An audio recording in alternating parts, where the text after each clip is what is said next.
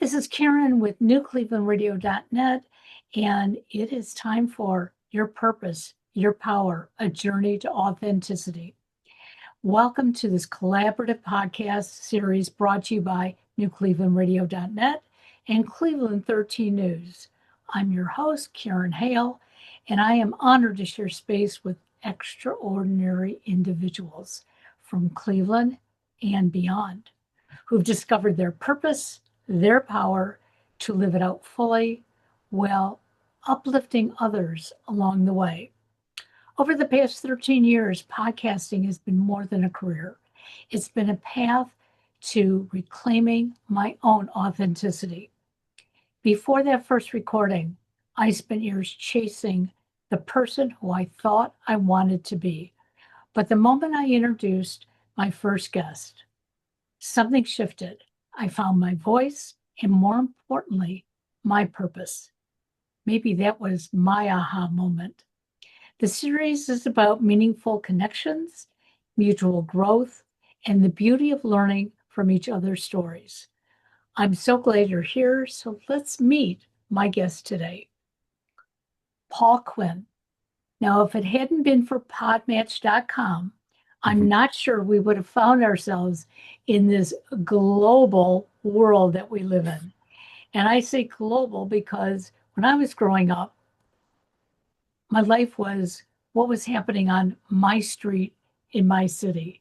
But today, we find people all around the world and maybe beyond. What I liked about Paul's bio, he talks about the aha moment. Now, Paul, what do you mean by that? Because so many of us on a daily basis go, aha, and then we forget it. Yeah. Well, it's funny because I'm remembering that Oprah Winfrey kind of made it a thing, the aha moment. She popularized it, although the idea had been around for some time. Right. But for me, the aha moment is any moment in which I suddenly become aware of something I hadn't been before. And that thing, once recognized, usually has an element of liberation around it. So like, oh my gosh, I didn't realize I was doing X, Y, or Z. Sometimes that aha comes from within. We suddenly become aware of it somehow. Sometimes it comes through feedback. The people who are around us who take us aside and say, by the way, did you know you do this? And either way, if we take it as a gift of awareness, because there's so many things that we do unconsciously. And it's only when we say, oh my gosh, I didn't realize I'm catastrophizing, Yeah. just like I blame other people for doing. Any number of things that can bring us to that awareness. And that's the aha moment for me. Well, recently, the big thing is we talk about being mindful and being aware. And we're taught these things when we're growing up, but not in the same context. It's you need to be aware of where you're stepping so you don't step in something that is unpleasant. You be aware of what the weather is before you go outside. Take an umbrella if it's raining, put on a raincoat. Um, we're taught those things, but we sort of like take it all for granted that, oh, it's raining. Well, I can run between the raindrops. Or it's raining, but it's not going to rain all day, so I'm not going to take that umbrella. But recently, I have found myself, especially in talking to individuals like yourself, being more open to what is going on around me, to feeling it, not just seeing it, but absorbing it. Is that what the aha moment does for you? So you're tying it into mindfulness. And I think that is probably the key. Yes and no. I mean, I think that it can be something that happens spontaneously to a very unaware person. And in that way, it's an act of grace. Or it can happen to and for someone who is by practice mindful and welcomes insights and intuitions. And probably for that person, it's easier. I think the growth path is more open for someone like that than the randomness of other folks. And I think a lot of us straddle both, really. I mean, my sense of you so far, and I know of myself, I do tend to be introspective and question things and look around and say, what can I learn from this? And there are other times in which I'm not nearly so awake, and the two by four on the head, and we go, oh, got it. And yet still, circling back to what I was saying before, Karen, the the fact is that if it's there, if that awareness is there, we have the choice to work with it, to go, okay, now that I'm aware, what am I going to do about it, if anything?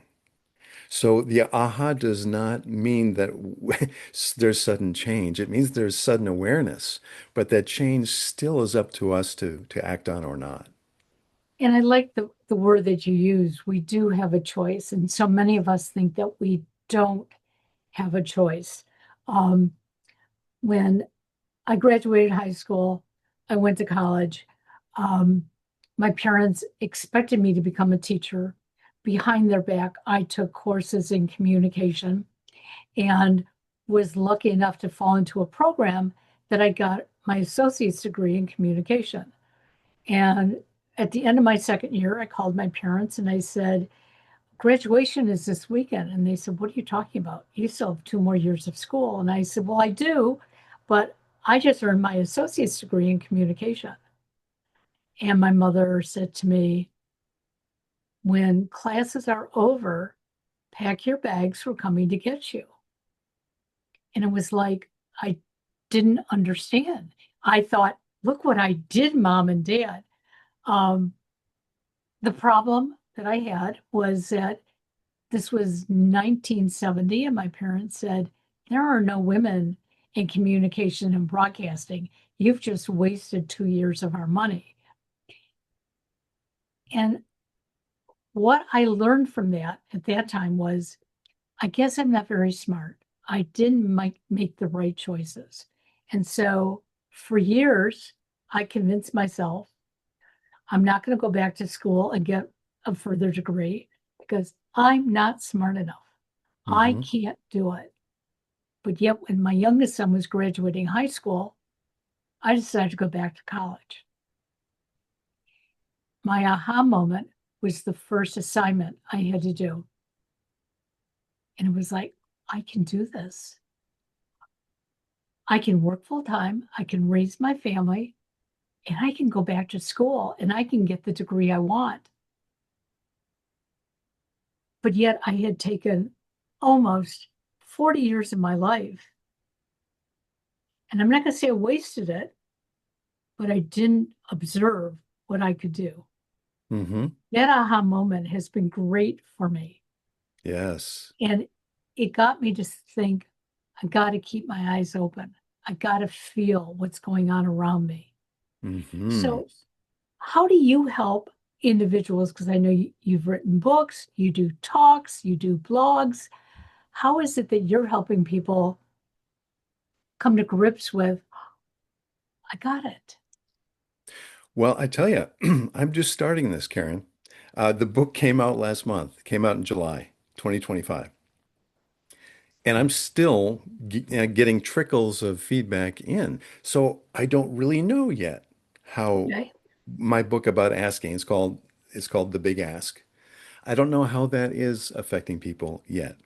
My hope is that it will inspire them to ask for what they want. It's such a simple premise, and yet it's greatly overlooked by most people. We think of asking as simply transactional. Please pass the salt. But actually there's so much more involved with some asking that it frightens people away. And I think the theme we're on this morning is also about fear. It's what if you, in this case, what if you had countered your parents' wishes? Or what if you had pushed back and really made choices that were very much in support of who you are and wanted to be, but something holds back and it's conditioning and it's fear and it's pressure. And the same thing with asking. I look at this as we want something. It starts with want, the desire. What do I want so purely and so honestly? And what am I willing to do to make that happen? And often it requires an ask, Well, but we get we're, very, very afraid of that. well, yes, we are afraid of it because we don't want to hear the word no. No, And right. many of us expect if we ask for something, we're going to get that no. In fact, um, 15 years ago, I was working in corporate America at a private college. Loved what I was doing, but the culture was killing me. Hmm. And I walked around with blinders on. I'm going to pretend like the culture's okay. I'm going to keep doing my job. And it was my son who said to me one day, Mom, you're depressed. And I said, No, no, no, I'm not. He said, Yes, you are. Yeah. He said, I know you love your students. I know you love what you do, but you cry on the way to work and you cry on the way home. And I said, No, I don't cry. He said, Okay, maybe there's no tears, but you're crying on the inside. I know it. Hmm. And something happened at work. They asked me to take a medical leave, and then they told me that I had abandoned my job. I was like, Oh my God. It was like, What do I do now? But I Hmm. came home and I said to my husband, This is what I want to do. I want to follow my dream. I knew nothing about podcasting 15 years ago. I said, There's something called podcasting and I want to do it. And he looked at me and he goes, Okay. And I looked at him. I said, You're really saying okay? And he goes, Yeah. What do you need? Hmm. So, as I shared yesterday on another podcast, I came up with all this equipment and we spent thousands of dollars, which we never had to spend. But I was prepared. I had microphones, I had soundboards, I was ready to go. But I realized when I asked him that, that had been my dream for so long, but I was so afraid of saying it and asking because I thought my job was somewhere 9 to 5, making money, coming home, taking care of family. When I found out I could ask, it was so much easier. So, Yes. in your findings, what keeps us from really asking? Is it the other people around, or is it our low expectations of ourselves? Well, first of all, I think it's not knowing what we want. And if you don't know what you want, you don't ask because you're not aware of wanting anything. Although, peel back a little more deeply on that, and we find most of us do have something unrealized that we want. It might be an object, a material thing, or it could be an emotional reward of some kind, some satisfaction. But we have to be aware of it, and our bodies have to be saying, "Hey, you want this." And permission really begins with self-permission. And so here you are asking your husband, which is nice because you're both making a financial decision together at some point with the Right. equipment. And yet, the more important permission came from you, really. And that part of you that has been rattling your cage, saying, there's more. I want this. I want my voice to authentically reach people and to be valued. And I need to trust that voice. So again, it's knowing what you want is so key. And there's a lot of people that are walking around the planet who don't know, and the reasons are so numerous. I mean, we are on our phones so many times a day. We are watching television. In fact, we check our phones. The stats are 205 times a day. We I can't spend believe it. about 8 hours in front of screens of some kind. And then, you get serial television and what's streaming. You also get family and friends telling you what you should want. And that's a hard thing to combat. You might also be thinking in the negative. Like a lot of people that I talked to and who I interviewed spent a lot of time saying, I don't want. I don't want to spend another 3 years in this dead-end job. I don't want a relationship like the last one, without ever turning it into what do you want? So complaint becomes the fuel. Right. That becomes the self-identity. And it's good to know what we don't want, right? I mean, knowing what we don't want can be a really powerful negation. Not this, but we can get stuck in that. And so when I work with people on this, it's usually around how can you turn a not this into a want, or this is what I want instead. It's like telling the GPS, I don't want to go to the airport. It's absurd. Unless we tell the GPS where we want to go and speak it out loud, we're not going to get far. So it sounds so simple, but again, Karen, and I know you understand, but people don't do it. They don't. And when I was writing the book, I got a lot of quizzical looks from people who said, it's just about asking? I mean, isn't that pretty straightforward? Don't we all ask? Well, no, we don't. And I had a really good dose of that lesson on a flight I was on about 20 years ago. I had the window seat, and there was a couple in their 30s next to me. And the flight attendant came and offered us peanuts in little tiny bags. Yep. And I asked for two. Well, something happened in that couple when I asked for two bags of peanuts. Both their heads turned to me sharply, and the expressions on their faces were surprise and they were offended. I dared ask for two bags of peanuts, and they immediately turned back to the flight attendant to see what her reaction would be. Well, the flight attendant, of course, gave me two tiny bags of peanuts, and as she was passing it to me, their eyes followed those peanuts and then looked at me like, oh my God, he asked for peanuts, for more peanuts, and got away with it. And here, suddenly, I'm framed as a transgressor and a glutton. Yeah. And I sat there thinking, if you're not willing to ask for peanuts, what will you ask for? And I think we all have rules about what is and is not okay to ask for. I've talked to some people who are CEOs who have no trouble asking anything of the people that work with them, but they can't ask their spouse to hold them tenderly, for example. I can believe that. Yes.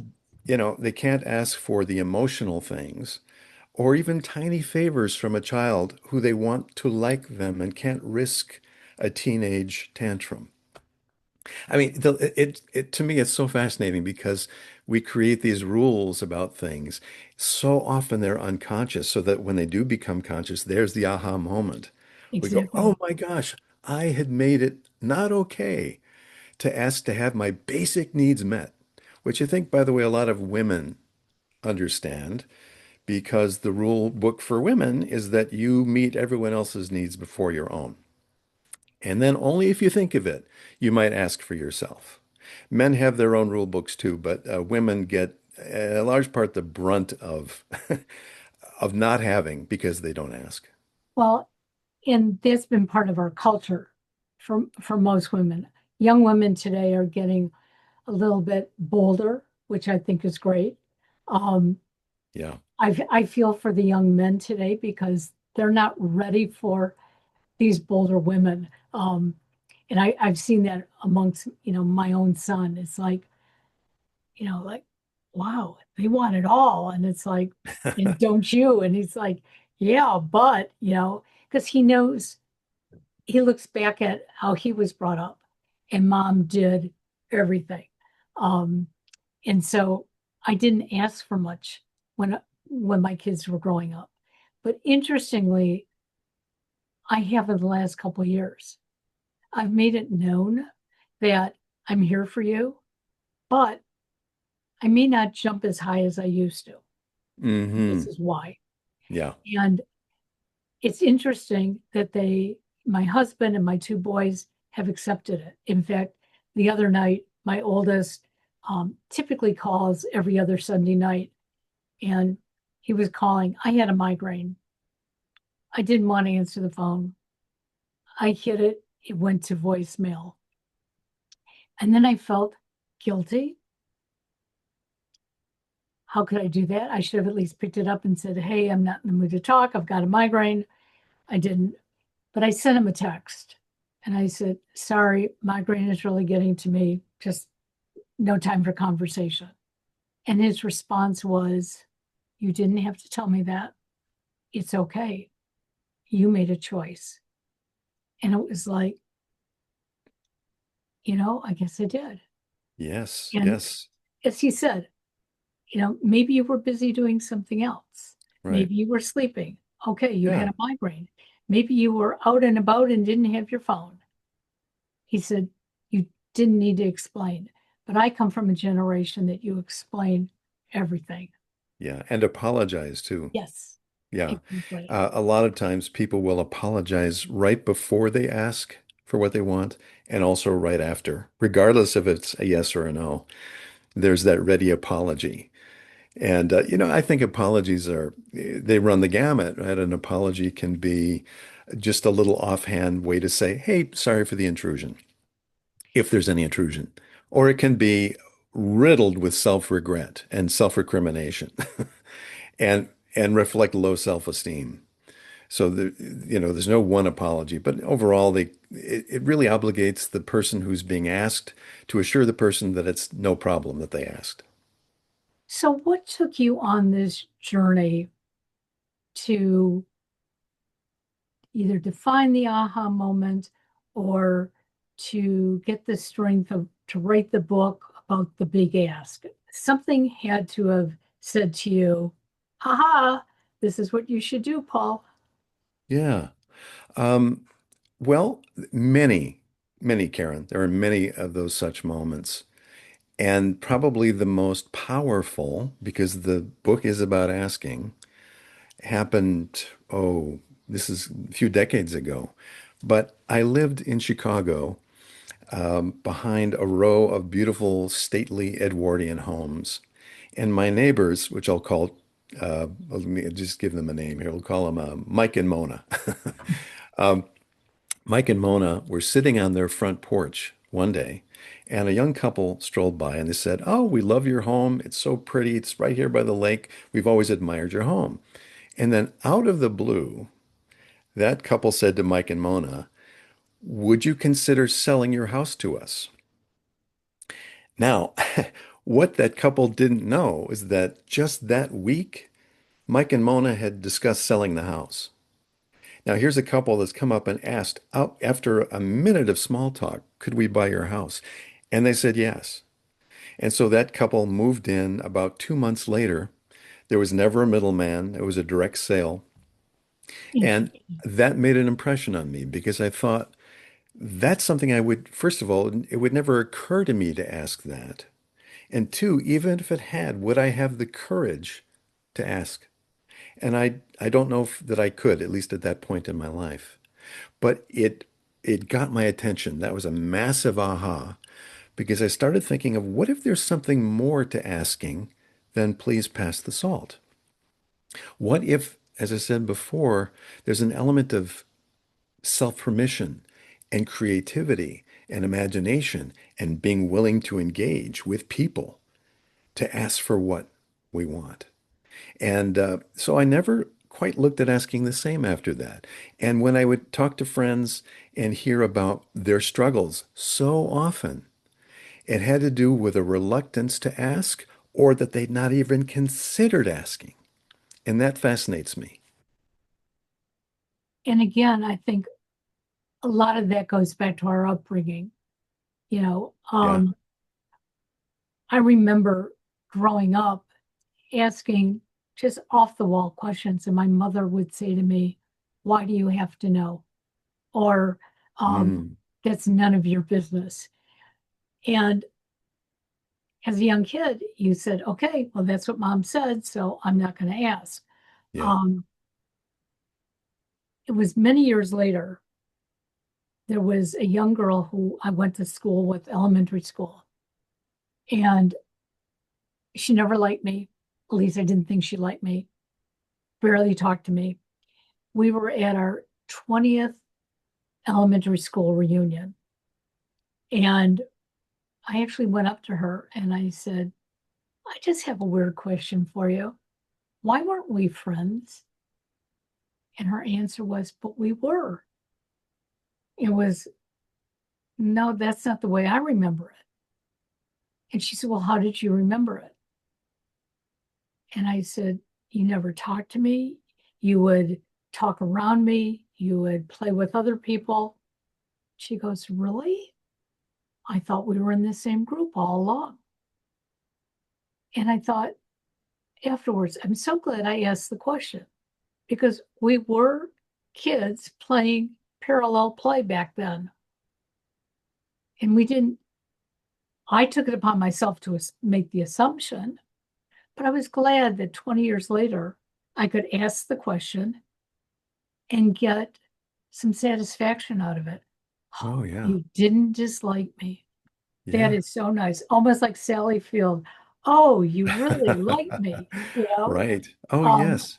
Yes. Oh, there's a story in the book about this asking for truth, which is really what you were doing, yeah, saying, why weren't we friends? And you're wanting to know something that has been bothering you for a long time. And so many of us have the capacity to sit on that ask for decades. yes, And we don't. We just don't ask. There's a story in the book about a woman there's a few stories in the book that are anonymous. I mean, obviously I know the person, but they asked to yes. not have their identity included. And she was one of, I think, 10, a family of 10 kids. And she was very close to her brother. And then she had a little affair, well, not an affair, she got pregnant from her high school boyfriend. And the mother sent her away to a convent to have the baby. So she did, but the mother was terrified that word would get out that this fine Catholic family had a daughter who was pregnant and in a convent. So they said, oh, she's with an elderly aunt living with her, helping Right. her. That was the story. Well, she had the baby, came back home, and her brother had moved out. And the family was just a little skittish about why, and no one really seemed to know. And decades went by. I think it was 20 or 30 years.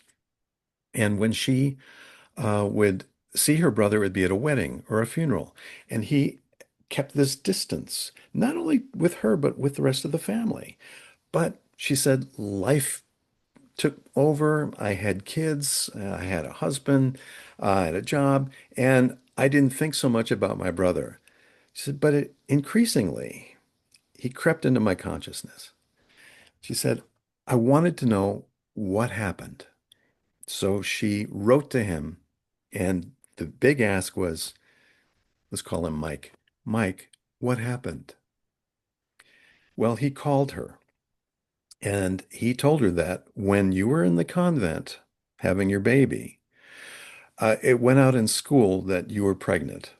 Rumor got around. And our mother told me that if that rumor got further, she would tell people that I raped you.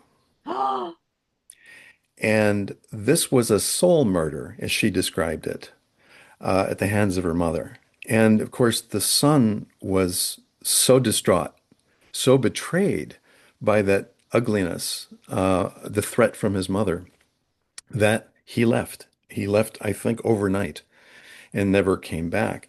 And also, though, had a respect enough for the family unit, and I'm calling it respect that could be yeah, challenged, to not tell his siblings what had gone down because he thought they would turn on her so quickly and there goes our family.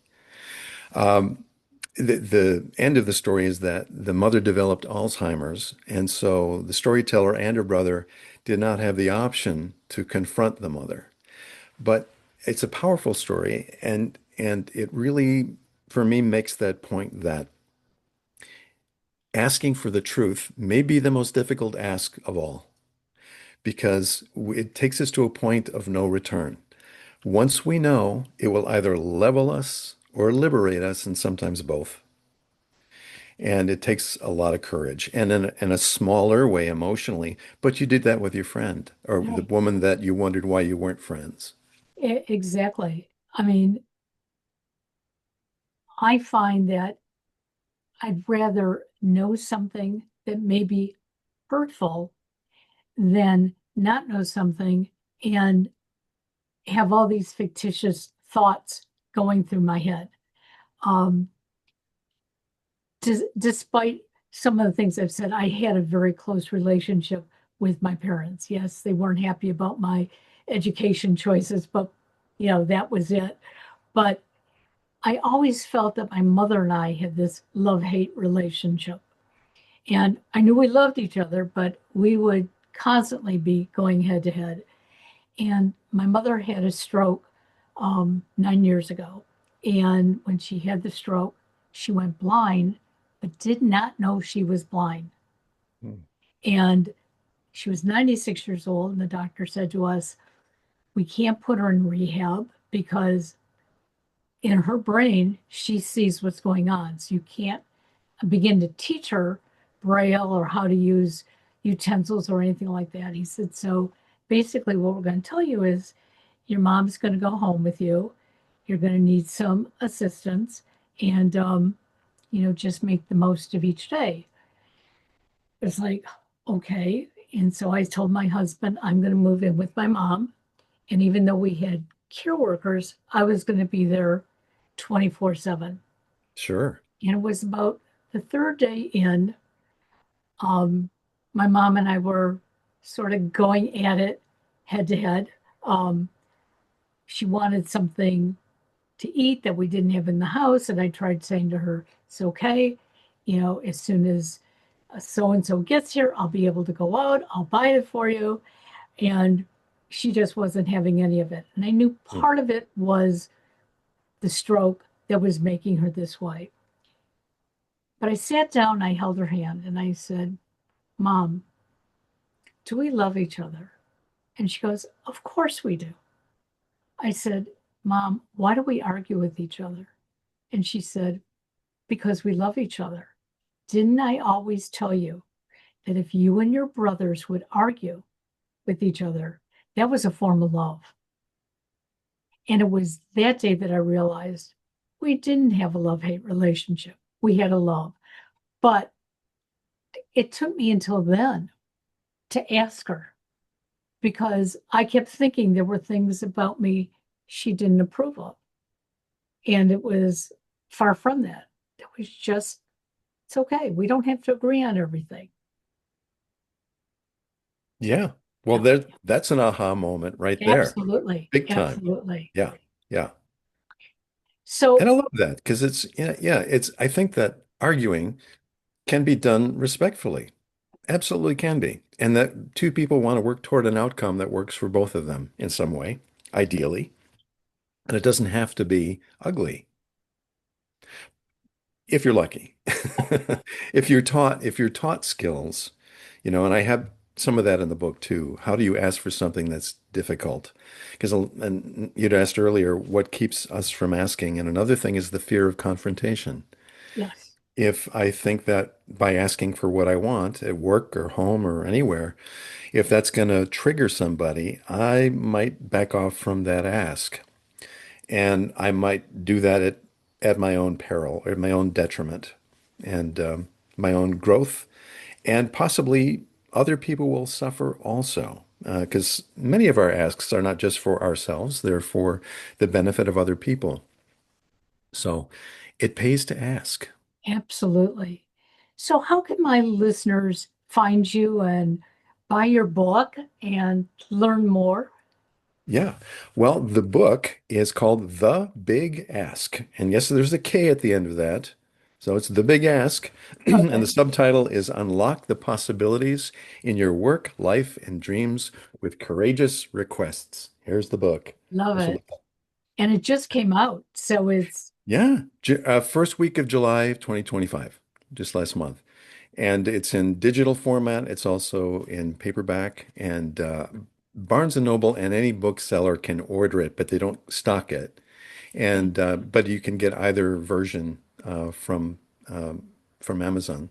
That is And absolutely yeah, wonderful. so that's the book, and I am just starting. You're my second podcast, Karen. I love it. So this has been fun. And how can people reach me? They can go to my website, which is bigaskbook.com, and they can Okay. read about what I'm doing. They can read my blog. I've interviewed some fascinating people, and I have over 80 people that I've interviewed for the book, and I've excerpted their most memorable comments and stories about the big asks that they faced and met successfully.